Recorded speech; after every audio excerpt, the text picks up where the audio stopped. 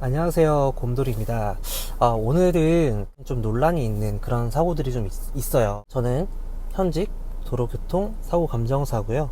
교통사고라는 게 누구에게는 자동차를 운행을 하시는 분들은 특히 더 높은 빈도겠지만 발생이 될 수 있는 사고 중에 하나가 이제 자동차 사고잖아요. 근데 이제 문제가 되는 것들은 여기서 이제 중과실 사고, 그리고 피해자가 크게 중상해를 입었을 경우, 그리고 사망사고, 당연한 얘기겠지만 음주운전이라든지 약물운전이라든지 이런 비특이적, 그러니까 운행을 할 수 없는, 운전자가 정상적인 운행이 불가능한 상태에서의 발생되는 사고들, 이런 것들은 사실상 여러분들 형사처벌 대상이 됩니다. 법률적인 처분을 받아야 하는 사건들 이라는 거예요. 이런 사건 사고가 일어났을 때 법률적인 책임을 지게끔 되어 있는 게 형사 사건이고 형사법, 형사소송법이란 말이죠. 이런 조금 이슈화가 될 만한 그런 사건들이 발생됐을 때 굉장히 경찰분들이 고생을 많이 하시고 수사를 열심히 하시는 거는 저는 알고 있습니다.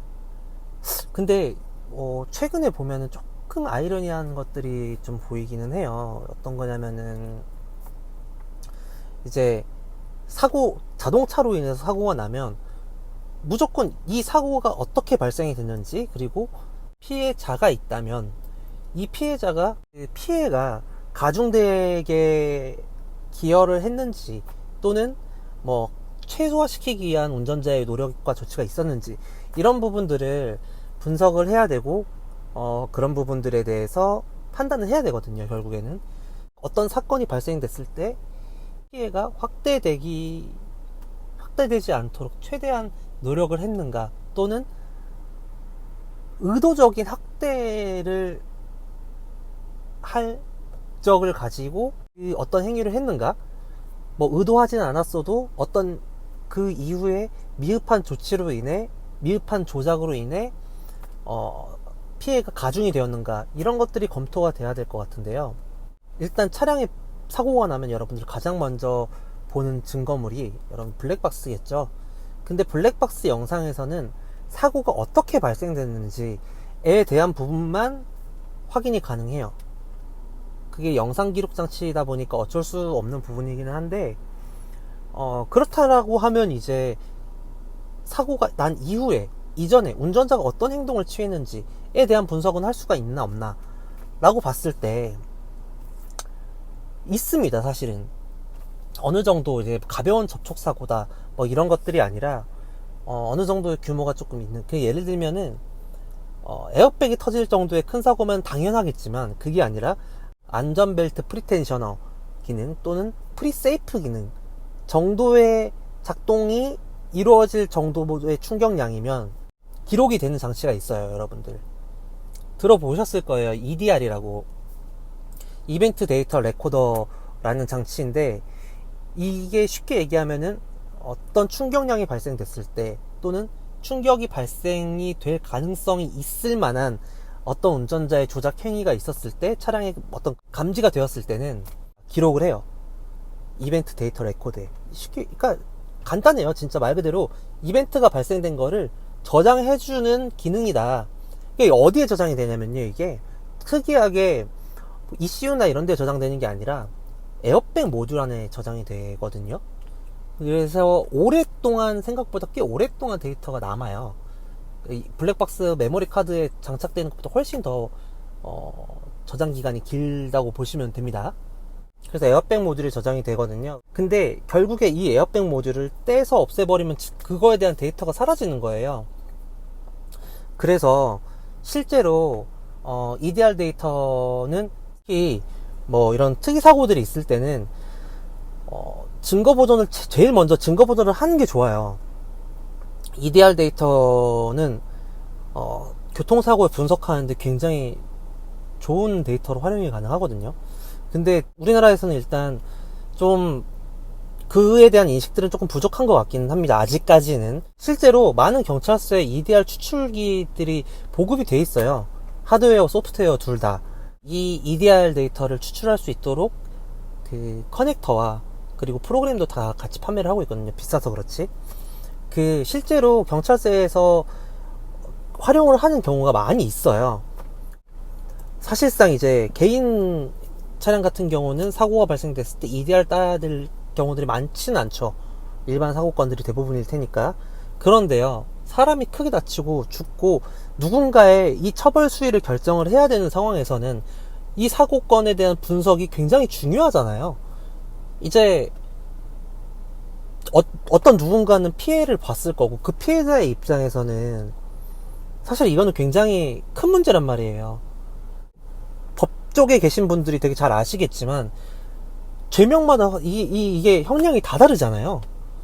어떤 거는 도로교통법 적용으로 돼서 끝날 수도 있고, 어떤 거는 특가법에 의해서 뭐 중한 처벌을 받을 수도 있고, 어떤 경우에는 정말 크게 가서는 뭐 사람이 죽었다, 살인죄가 적용이 될 수도 있고, 살인 미수가 적용이 될 수도 있는 거고. 근데 이런 걸 확인하려면 결국에는 운전자가 어떤 의도를 가지고 있었느냐, 의도성을 가지고 한 것인지, 음주 측정이라든지 소변 검사라든지 혈액 채취라든지 이런 걸로 지금은 그런 건 하고 있단 말이에요. 근데 사람에 대해서는 확인을 했는데 차에 대해서는 왜 확인을 안 해? 이런 거죠. 그 사람이 모든 검사에서 멀쩡했다고 해도, 예를 들어서 호흡 음접 측정, 체열 검사로 이제 음주 측정, 소변 검사로 이제 뭐 약물 측정 이런 걸 다 했는데 아무것도 안 나왔단 말이야. 예를 들어서. 근데 이 사람이 의도성을 갖고 사람을 죽였을 수도 있는 거예요.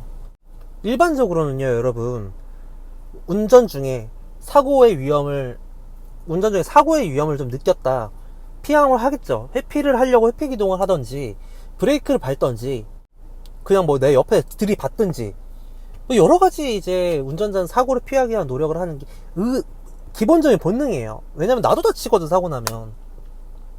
근데 그런 게 아니라